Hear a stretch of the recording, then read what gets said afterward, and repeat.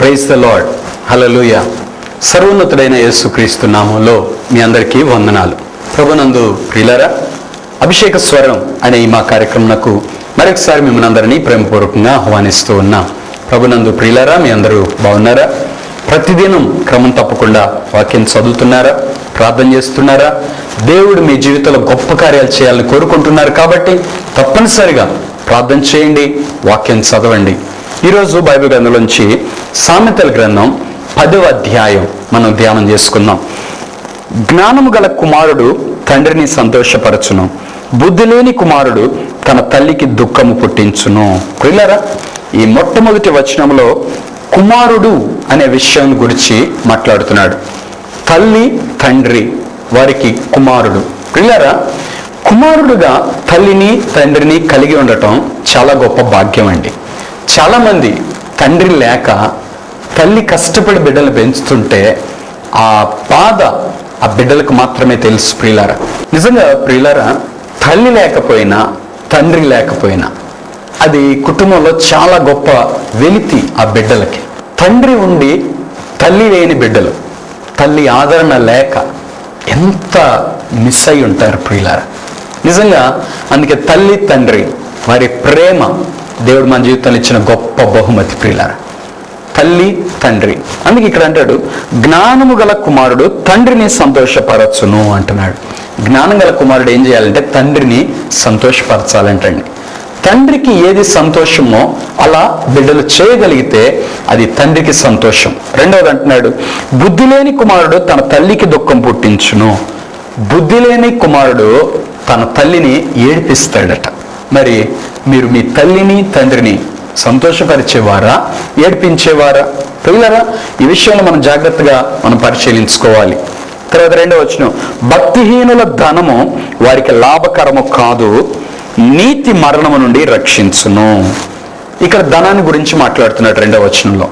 భక్తిహీనుల ధనం వారికి లాభకరం కాదు అంటే, ఈ భక్తిహీనులు ఎలా ధనాన్ని సంపాదిస్తారంటే అన్యాయం ద్వారా, అక్రమం ద్వారా ఇతరుల ధనాన్ని దోచుకుంటారనమాట. వీళ్ళు ఇతరుల ఆస్తులు దోచుకుంటారు.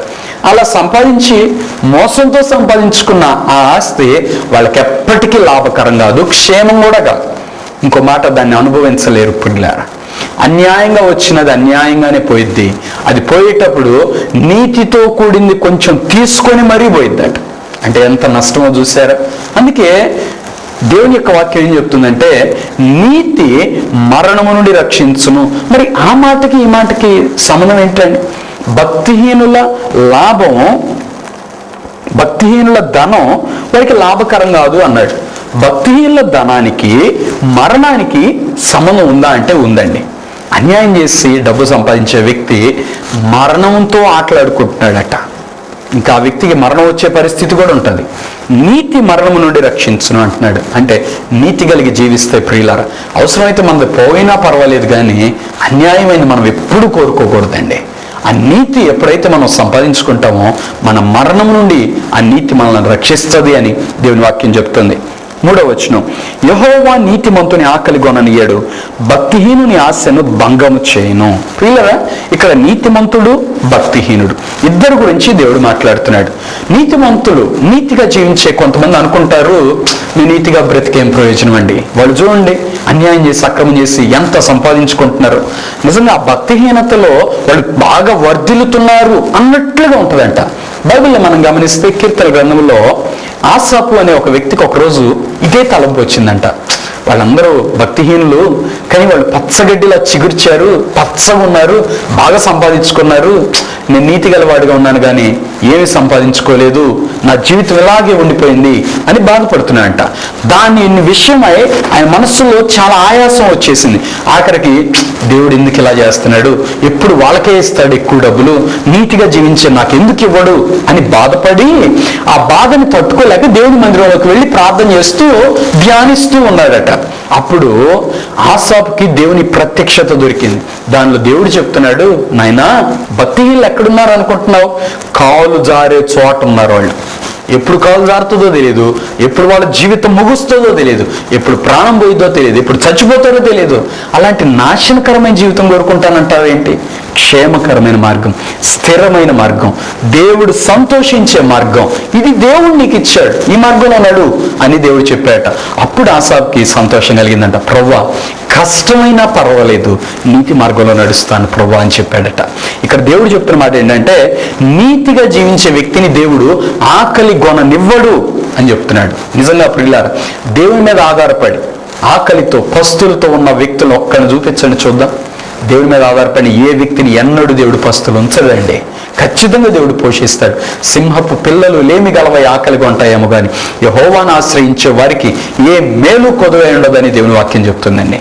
తర్వాత చెప్తున్నాడు, భక్తిహీనుని ఆశను ఆయన భంగం చేస్తాడట. అంటే భక్తిలో దిగజారిపోయి దేవునిలో కొంతమంది నమ్మకంగా కొనసాగుతూ లోకాశల చేత పట్టబడి ఏడవబడి లోకాశల్లో పడిపోయి ఆశలు తీర్చుకుందామని వెళతారు. కానీ వాళ్ళ ఆశలన్నీ భంగమైపోతూ ఉంటాయి. వాళ్ళు అనుకున్నవి ఏవి జరగవు, అంత ఫెయిల్యూర్. కారణం ఏంటంటే వాళ్ళు భక్తిహీనుని ఆశను దేవుడు భంగం చేస్తాడట. తర్వాత 4వ వచనం, బద్ధకముగా పనిచేవాడు దరిద్రుడగును, శ్రద్ధ గలవాడు ఐశ్వర్యవంతుడగును. బద్ధకంగా పనిచేసే వ్యక్తి ఏమైపోతాడంటే దరిద్రుడైపోతాడట. కొంతమంది వ్యక్తులు చూడండి, పని చేయడానికి భలే బద్ధకంగా ఉంటారు, కొంతమంది చురుకుగా ఉంటారు. చురుకుగా ఉండటం గొప్ప భాగ్యం అంట. మరి ఈ కార్యక్రమం చూస్తున్న మిమ్మల్ని నేను ఒక ప్రశ్న అడుగుతున్నాను, మీరు యాక్టివ్గా ఉంటారా, బద్ధకంగా ఉంటారా? నువ్వు బద్ధకంగా ఉన్నావంటే దరిద్రత వస్తుందంట మరి మీ ఇంట్లోకి. ప్రియులారా, ముఖ్యంగా స్త్రీలు బద్ధకంగా ఉండకూడదండి. కొంతమంది స్త్రీలు చూడండి, ఎప్పుడు ఏదో ఒక పని చేస్తూ ఉంటారు. అలాగే పురుషులు కూడా ఎప్పుడు ఏదో ఒక పని చేస్తూ ఉండాలండి. మనం పని చేస్తే ఆరోగ్యం, పని చేయకపోతే ఈ శరీరంలో అంట కొన్ని క్రియలు జరగాలి, అవి జరగనందుచేత రోగాలు వచ్చేస్తాయంట. మిమ్మల్ని ప్రశ్న అడుగుతాను, చెప్పండి, ధనవంతులకి జబ్బులు ఎక్కువ, కూలి పని చేసుకునే వాళ్ళకి జబ్బులు ఎక్కువ? మనం పరిశీలిస్తే కూలి పని చేసుకునే వాళ్ళు పచ్చడేసుకొని తింటారు, మళ్ళీ వాళ్ళు ఎన్నో బరువులు మోస్తారు, ఎంతో కష్టపడి వాళ్ళంతా వంచి చాలా పని చేస్తారు, వాళ్ళు ఆరోగ్యంగా ఉంటారు. ధనవంతులు ఏ పని చేయరు కదండి, ఊరికే తిని అలా కదలకుండా కూర్చుంటారు. అంత పని చేయాల్సిన అవసరం లేదు కదా, ఇంట్లో పని వాళ్ళు ఉంటారు కదా చేయటానికి. ఆఖరికి రోగాలు వస్తాయంట ఆ బాడీకి. అందుకే ఇప్పుడు చూడండి, చాలా మంది వాకింగ్ అని నడవటం మొదలు పెట్టారు. అదే అనుదిన కార్యక్రమాలలో మనం చేసుకునే పనులు మనం కానీ చేసుకుంటే అంత పరిస్థితి రాదండి. అంత కొవ్వు పట్టుకునే పరిస్థితిలో కొవ్వు చేరి అది మన ఆరోగ్యానికి ప్రమాదమై హార్ట్ అటాకులు తెచ్చేంత పరిస్థితి రాకుండా ఉండాలంటే ఎక్కువ పని చేయాలి, ఏదో ఒక పని చేయాలి, కష్టపడి పని చేయటం మనం నేర్చుకోవాలి. ఈ మానవ శరీరం నుండి చెమట పట్టాలి. కొంతమంది చూడండి, ఇంట్లో ఏసీ, కారులో ఏసీ, ఆఫీస్లో ఏసీ, ఎక్కడికి వెళ్ళినా ఏసీ, చెమట అంటూ పట్టదు. చెమట బయటికి రాకపోతే శరీరంలో మలినం అంతా ఎలా బయటకు వస్తుంది? శరీరంలో చాలా మాలిన్యం ఉందండి. మరి అదంతా బయటకు వెళితేనే మనకు ఆరోగ్యం. అది బయటకు వెళ్లకుండా కొంతమంది ఏం చేస్తారండి, తినే ఆహారాన్ని తగ్గించుకుందాం అంటున్నారు. నిజంగా అది ఒక రకమైన దరిద్రతే కదండి. మరి అంతదాకా ఎందుకు? కడుపు నిండా తినమన్నాడు దేవుడు, నీకు కావాల్సింది తిను అన్నాడు, కానీ పని చెయ్యి అన్నాడు. అందుకే ఇక్కడ అంటున్నాడు, బద్ధకంగా పనిచేసేవాడు ఏమైపోతాడంట, దరిద్రుడు అయిపోతాడట. శ్రద్ధ గలవాడు ఏమైపోతాడంట, ఐశ్వర్యవంతుడు అవుతాడంట. పని చేసేటప్పుడు కూడా శ్రద్ధ ఉండాలి. పిల్లల తన పనిలో నిపుణత గలవాన్ని చూచితివా, వాడు అల్పుల ఎదుట కాదు రాజుల ఎదుట నిలుచును అని దేవుని వాక్యం చెప్తుంది. కష్టపడి పనిచేయటం, జ్ఞానంతో పనిచేయటం, వీలైనంత వరకు మనం ఏదో ఒక పని చేస్తూ ఉంటాం. అది మనకు ఆరోగ్యం, ఆశీర్వాదం, ఐశ్వర్యం. తర్వాత 5వ వచనం, వేసవి కాలమున కూర్చువాడు బుద్ధిగల కుమారుడు, కోతకాలమును నిద్రించువాడు సిగ్గుపరచు కుమారుడు. 2 విషయాలు చెప్తున్నాడు. ఒకటి వేసవి కాలం, రెండవది కోతకాలం. వేసవి కాలంలో ఏం చేయాలంట, కూర్చుకోవాలట. నిజంగా ప్రియులారా, మన జీవిత కాలంలో కూడా ఇలాంటి కొన్ని పరిస్థితులు ఉంటాయండి. మన ఈ వాతావరణంలో వర్షం పడేది ఒక కాలం, చలిగా ఉండేది, మంచు పడేది ఒక కాలం, ఎండగాసేది ఒక కాలం. మొత్తం కాలాన్ని 3 రకాలుగా విభజించవచ్చు. ఒకటి వర్షం పడే కాలం, రెండవది మంచు పడే కాలం, మూడవది ఎండగాసే కాలం. ఈ 3 కాలాల్లో ఎండాకాలం ఏం చేయాలంటే కూర్చుకోవాలి. అలాగే ప్రియులారా, శ్రమలు వచ్చినప్పుడు మానవ జీవితంలో కష్టాలు వచ్చినప్పుడు అది ఎండాకాలానికి గుర్తు. ఆ సమయంలో ఏం చేయాలో తెలుసా, కూర్చొని ప్రార్థన చేయటం నేర్చుకోవాలి, ఎక్కువగా ప్రార్థన చేయటం నేర్చుకోవాలి. అప్పుడు అది మనల్ని ఆశీర్వాదంలోనికి తీసుకుని వెళ్తుంది. ఎండాకాలం తర్వాత వచ్చే కాలం ఏంటండి? వర్షాకాలం. ఆ వర్షాకాలంలో ఆశీర్వాదం, ఇక మీరు చేసిన ప్రార్థనను బట్టి దేవుడు మిమ్మల్ని దీవించడం ప్రారంభిస్తాడు. ఆ వర్షాకాలంలో వచ్చిన దాన్ని మీరు భద్రపరచుకోవాలి. తర్వాత మంచు కాలం, అంటే అది దేవుని కృపాకాలం ప్రియులారా. అంటే నువ్వు ప్రార్థన తగ్గించినా కూడా దేవుడు నేను విడిచిపెట్టలేదు అని దాని అర్థం. అంటే కష్టపడే సమయంలో కష్టపెడితే, మీ మోకాళ్ళు వంగే కాలంలో గంటల తరబడి మోకాళ్ళు వంచి ప్రార్థన చేస్తే, మీ కళ్ళు కనబడుతున్న కాలంలో ఎక్కువగా దేవుని వాక్యాన్ని మీరు చదివితే దాని ఫలితం మీ జీవితంలో మీరు అనుభవిస్తారు. ఒకవేళ మీకు అనారోగ్య పరిస్థితి వచ్చి ఎక్కువ సమయం ప్రార్థన చేయలేనప్పుడు, ఎక్కువగా దేవుని వాక్యం చదవలేనప్పుడు కృప మీకు తోడయండి నడిపిస్తుంది. కోతకాలమందు నిద్రపోతేనంట సిగ్గు తెచ్చుకునే పరిస్థితి అట. వాడు సిగ్గుపరచే కుమారుడట. చూసారా, కోతకాలం అందరు పని చేస్తుంటే నువ్వు ఎలా నిద్రపోతావు? కొంతమంది చూడండి, అందరు లేచి పనిచేసే టైంలో వీళ్ళు నిద్రపోతారు. అది కరెక్ట్ కాదు కదా ప్రియులారా. అందుకే వేకువనే నిద్ర లేవటం ఒక అలవాటుగా ఉండాలి. నిజంగా మీరు గమనించండి, తెల్లవారుజాము నిద్ర లేచిన వ్యక్తి ఆ రోజు మొత్తం భలే యాక్టివ్గా ఉంటాడు. అది 7 గంటలకు 8 గంటలకు లేచిన వ్యక్తి అంత యాక్టివ్గా ఉండడండి. అది దేవుడు నియమించిన ఒక క్రమం ప్రియులారా. రాత్రి పొద్దుపోయిన తర్వాత ఒక సమయానికి భోంచేసి పండుకోవాలి. ఆ తర్వాత వేకువని లేవాలి, లేచి ప్రార్థన చేయాలి. మానవ జీవితంలో 6 గంటల నిద్ర సరిపోతుందండి. అంతకు మించి ఎక్కువగా నిద్రపోతే అది సరైంది కాదు. ఇంకా చెప్పాలంటే 4 గంటల నిద్ర సరిపోద్దట. 6 గంటలని నేను ఎందుకు చెప్తున్నా అంటే, ఇప్పుడు మన వాళ్ళు ఎక్కువగా నిద్రపోయేదాన్ని బట్టి ఇప్పుడు మిమ్మల్ని ఒక ప్రశ్న అడుగుతా, మీరు రోజులో ఎన్ని గంటలు నిద్రపోతారండి? ఎంత సమయం పని చేస్తారండి? మీరు ఎక్కువగా పని చేయండి, అలాగే ఎక్కువగా నిద్రపోవద్దు అని నేను తెలియజేస్తున్నాను. కోతకాలం మందు నిద్రించేవాడు సిగ్గుపరచుకుమారుడు. 6వ వచనం, నీతిమంతుని తల మీదకి ఆశీర్వాదములు వచ్చును, బలాత్కారము భక్తిహీనున్నారు మూసివేయును. నీతిమంతుని తల మీదకి ఏమొస్తాయంటే ఆశీర్వాదాలు వస్తాయట. ఇందాక చెప్పాను, ప్రార్థనాపరుడైన తల మీదకి ఏమొస్తాయండి? ఆశీర్వాదాలు వస్తాయండి. ఎండాకాలం తర్వాత వర్షాకాలం వచ్చినట్లుగా మీరు ఎక్కువగా కష్టపడి కానీ ప్రార్థన చేస్తే ఆ ప్రార్థన ఫలం మీరు అనుభవిస్తారు. మీరు మరొక అద్భుతమైన మాట చెప్పనా, మీ ప్రార్థన ఫలం మీ బిడ్డలు అనుభవిస్తారు, మీ మనవళ్ళు అనుభవిస్తారు. కొన్ని తరాల వరకు మీ ప్రార్థన ఫలం దీవెనకరంగా ఉంటుంది. అందువల్ల ఎక్కువగా మనం ప్రార్థన చేయాలి ప్రియులారా. తర్వాత భక్తి 7వ వచనం, నీతిమంతుని జ్ఞాపకం చేసుకొనుట ఆశీర్వాదకరమగును, భక్తిహీనుల పేరు అసహ్యత పుట్టించును. నిజంగా ప్రియులారా, నీతిమంతుడిని జ్ఞాపకం చేసుకోవటం అది ఆశీర్వాదమట. యేసు రక్తంలో కడగబడిన వ్యక్తుల్ని మనం జ్ఞాపకం చేసుకోవటం అది ఆశీర్వాదం. మన ముందు భక్తుల చరిత్రలు ఎన్నో ఉన్నాయండి.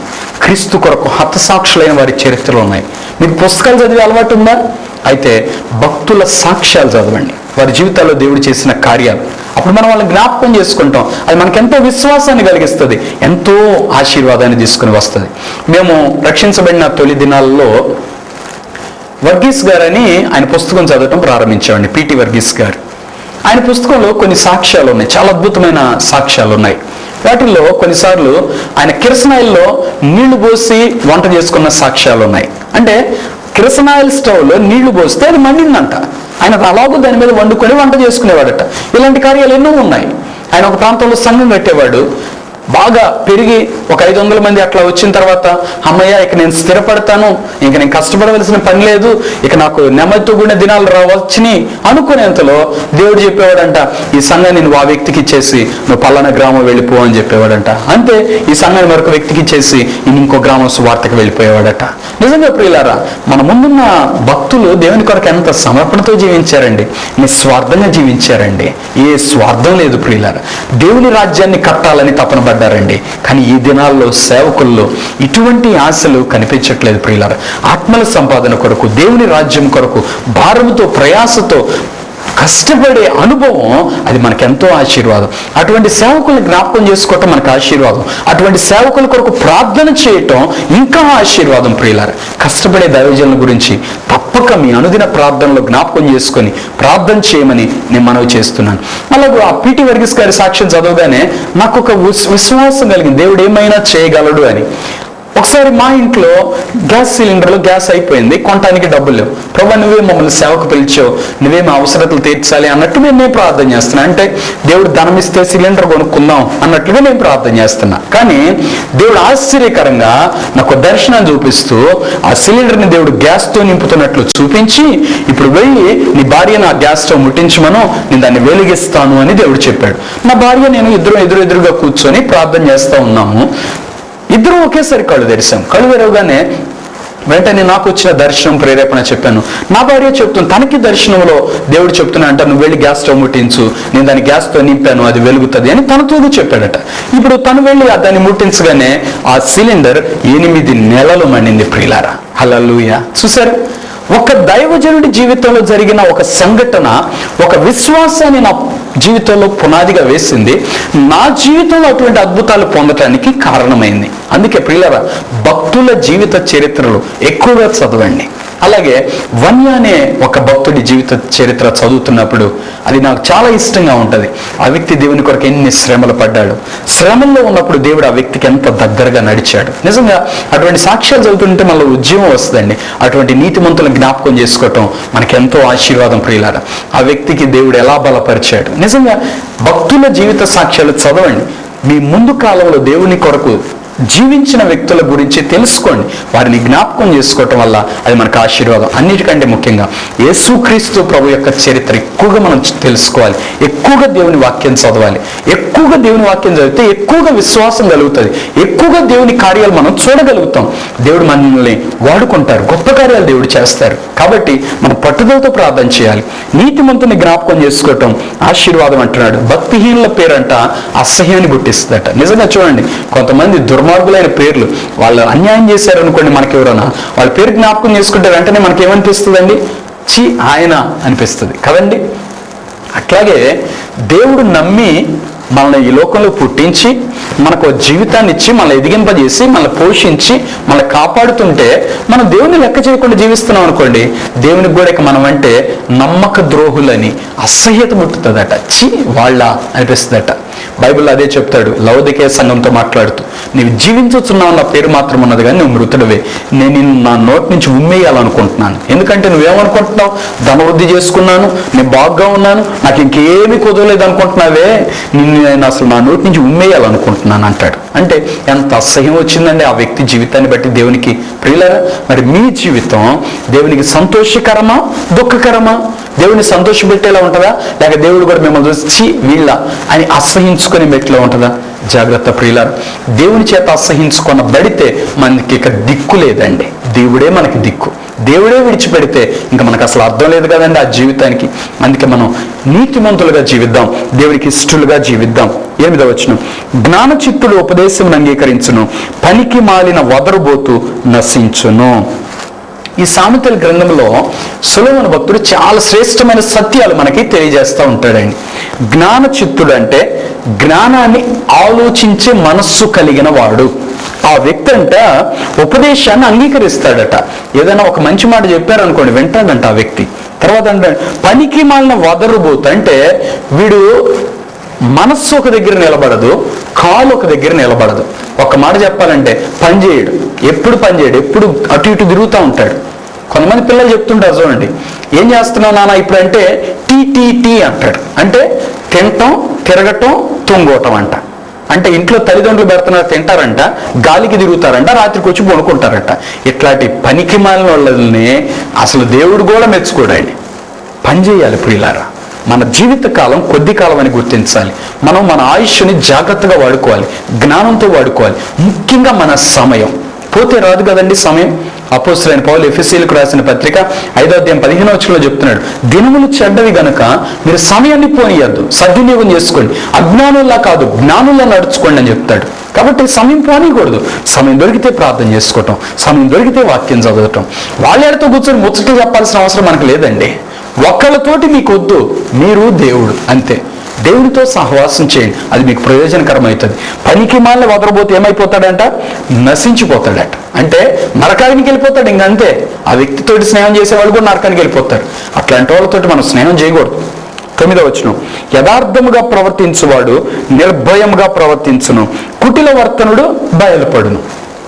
యథార్థమైన ప్రవర్తన అనుకుంటే ఎక్కడైనా నిర్భయంగా ఉంటామండి. సింహం టీవీగా నడుస్తుందట, గంభీరంగా మాట్లాడుతుందట, ఇంకా దానికి తిరుగులేదంతే. దాని అడుగు పొరపాటు కూడా వెనక్కి పడదట. ఎందుకంటే అది యథార్థంగా జీవిస్తుంది. బైబిల్లో దేవుడు నీతిమంతులను అలాగే పోల్చాడు. ఇదే సామెతల గ్రంథం 20వ అధ్యాయం 1వ వచనం చెప్తాడు, నీతిమంతులు సింహం వలె ధైర్యంగా ఉంటారు అని చెప్తున్నాడు. ఇక్కడ చెప్తున్నాడు యథార్థంగా ప్రవర్తించేవాడు నిర్భయంగా ప్రవర్తిస్తాడు. నీ జీవితంలో భయం కలుగుతుందా? ఎందుకు భయం కలుగుతుంది? ఎక్కడైనా తప్పు చేసావా? ఆ తప్పులు దిద్దుకో, ఒప్పుకో, విడిచిపెట్టు, లేదంటే నీ పాపం నిన్ను పట్టుకుంటుంది. ఒకసారి ఒక ఇంట్లో అక్క తమ్ముడు ఇద్దరు ఉన్నారంటండి.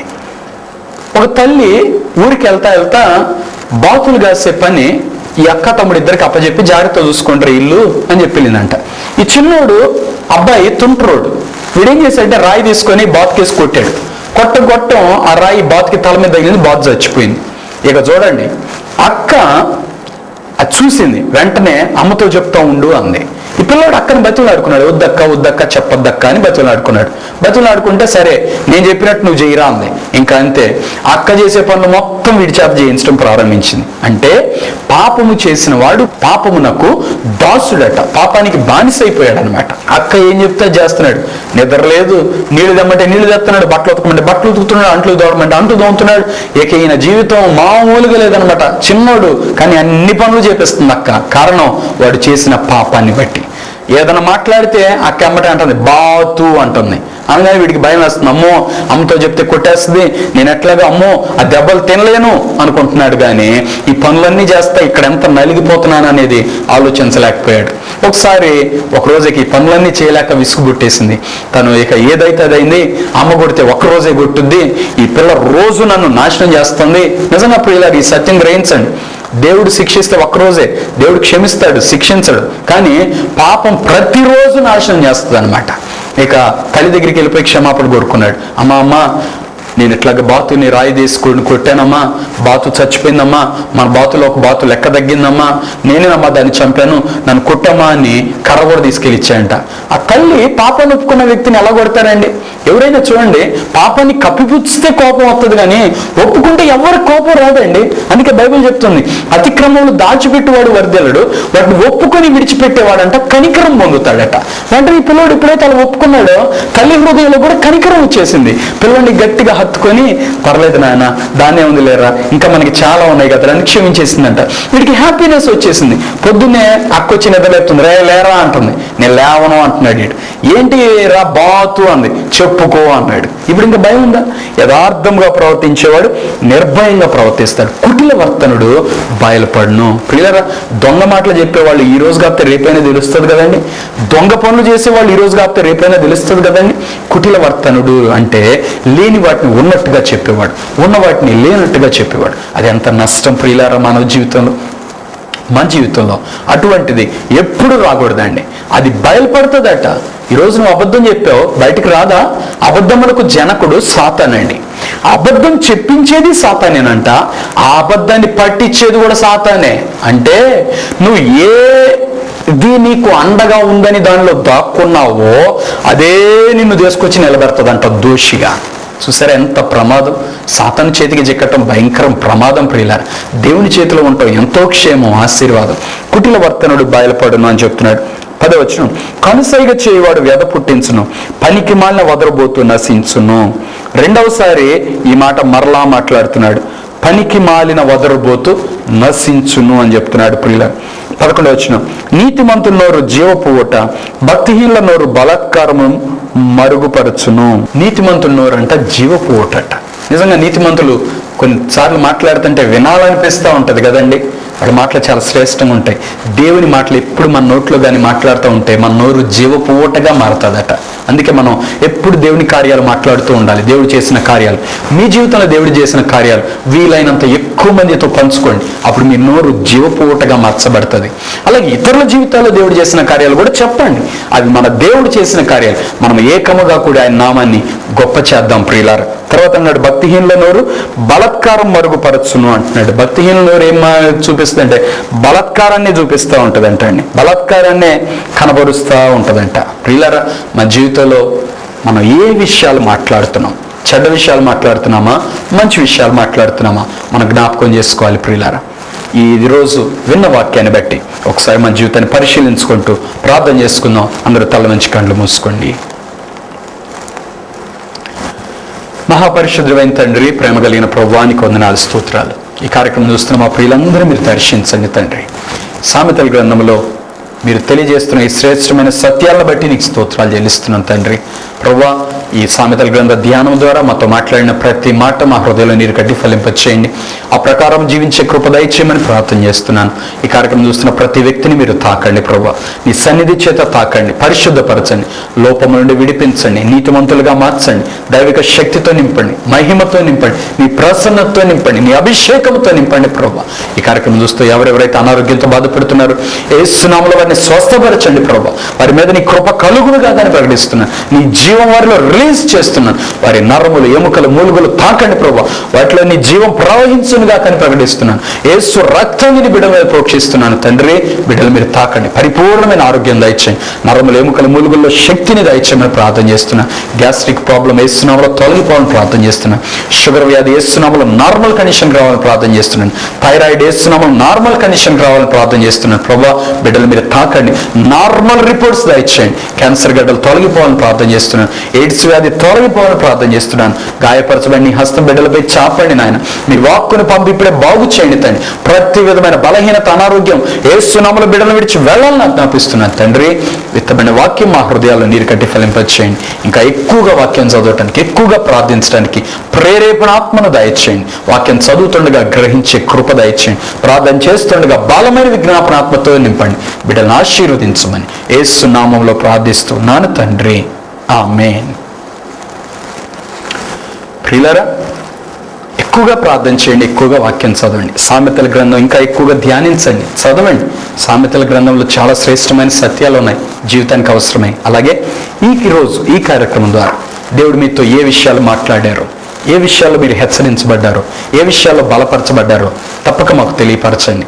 మేము విన్ని ప్రభువును స్తుతిస్తాం. ఎంతో ప్రయాసతో, భారంతో మీకు అందిస్తున్న ఈ వర్తమానాలు మీ జీవితంలో మేలుకరంగా ఉంటే మీరు తెలియజేసినప్పుడు అది మాకెంతో ప్రోత్సాహాన్ని ఇస్తూ ఉంటుంది. అలాగే వీలైతే ఈ కార్యక్రమానికి మీరు సపోర్ట్ చేయండి. మా కోసం, మా పరిచర్యల కోసం ప్రార్థన చేయండి. దేవుడు మిమ్మల్ని అందరినీ దీవించును గాక. ఆమేన్.